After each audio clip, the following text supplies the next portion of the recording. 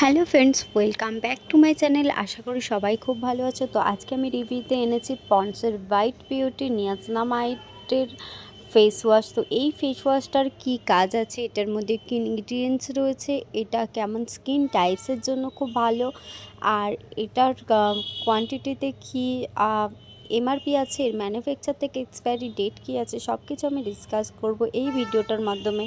তো ভিডিওটা শুরু করার আগে ছোট্ট একটা রিকোয়েস্ট, এই চ্যানেলে যদি নতুন বন্ধু হয়ে থাকো তাহলে এইরকম ভিডিও পাওয়ার জন্য চ্যানেলটাকে অবশ্যই সাবস্ক্রাইব করে দিও। তো চলো শুরু করা যাক। এটার মধ্যে মেন ইনগ্রিডিয়েন্টস রয়েছে নিয়াসিনামাইড, মানে ভিটামিন বি3, যেটা স্কিনের ট্যানটাকে রিডিউস করে স্কিনটাকে গ্লো অ্যান্ড ব্রাইটনিং করতে হেল্প করে, স্কিনের ডালনেসটাকে কিওর করতে হেল্প করে, প্যাচি লুক থাকলে সেটাকে ক্লিয়ার করে স্কিনটাকে গ্লোয়িং করে, তার সাথে সাথে স্কিনের মধ্যে র্যাশের কোনো সমস্যা থাকলে সেই প্রবলেমটাকেও কিন্তু সলভ করে নিয়াসিনামাইড।